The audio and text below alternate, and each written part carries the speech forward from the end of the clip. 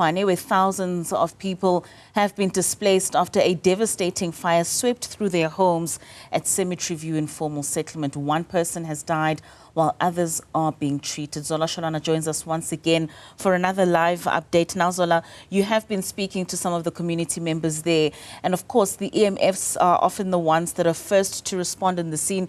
Do we know how soon they were able to respond to that particular incident?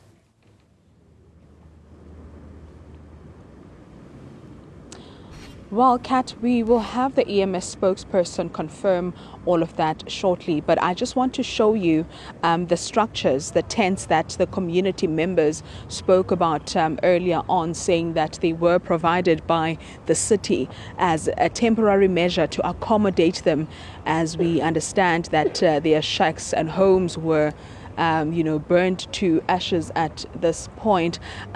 We are told that they were not keen on actually using them for accommodation last night, saying that they do not trust the structures and that they are not safe for them, including their children.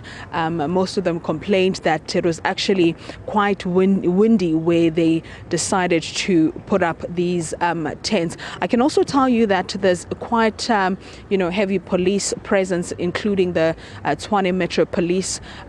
We are told that they are here to monitor residents. You would remember that the community leader that we spoke to earlier on mentioned that Metro Police told them not to rebuild their structures, but they are saying that since they haven't heard anything from human settlements or any relevant official, then they've got no choice but to rebuild their structures until something is being done. And they had mentioned that they've been promised quite a lot of times that they will be relocated to an area that they can be able to build in, because this one for now is currently being deemed as a wetland. And we have Tshwane EMS spokesperson Mr. Mnguni, who's going to confirm what you actually asked Kat earlier on. So thank you very much for your time. I mean, we spoke to residents earlier on who mentioned that EMS was on scene, but they could not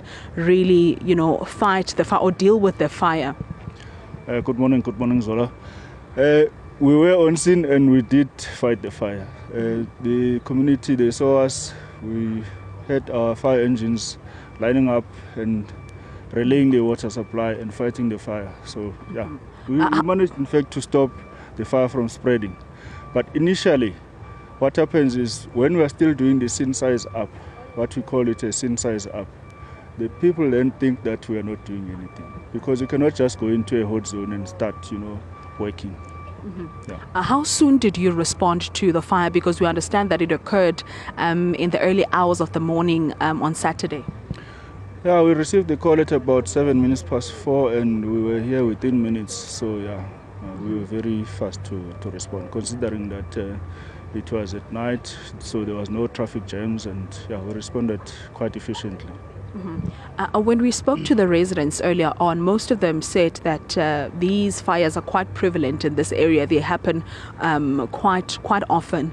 Now, perhaps as the EMS, you can speak to residents about these fires, especially in informal settlements. What can they do to also play their part to prevent these fires? Informal settlements, they've got a challenge because there is no water supply, there are no services, there are no basic services at the informal settlements. Some of them do, but most of them don't. Like this one doesn't have any formal services. So we encouraged, in that case, when the people build their informal structures, they must separate them. At least they must have a distance of, say, 20 meters between the houses. And that is the first start, so that if one shack or informal house starts burning, it's only that house that is affected. But with the wind like this, and the structures are close together, and there are no roads to gain access, which also proves that we couldn't access because there are no roads. Now we have to make means to maneuver around the area. Yeah. Maybe you can also confirm the numbers of people that are injured, and also we understand that one person perished in this fire yesterday. Yeah, we had 3 patients that were affected by the fire, but the rest of the people out of 2,600 that we understand that live in this area. Only those 3 people were affected. So one, unfortunately, suffered fatal injuries because of the fire. The second female patient was taken to hospital due to a complication. She was a pregnant lady. The third patient had third-degree burns and was taken to Steve Biko Hospital for further treatment, but he was severely injured also. Thank you very much for your time, Mr. Lindsay Mnguni, who is the spokesperson for Tshwane EMS, essentially giving us details on what had transpired here yesterday, and also confirming the number of people that were affected by the deadly blaze. As we understand that there's one person that unfortunately perished from the blaze. Kat, back to you in studio. Right, Zola Sholwana out in Tshwane.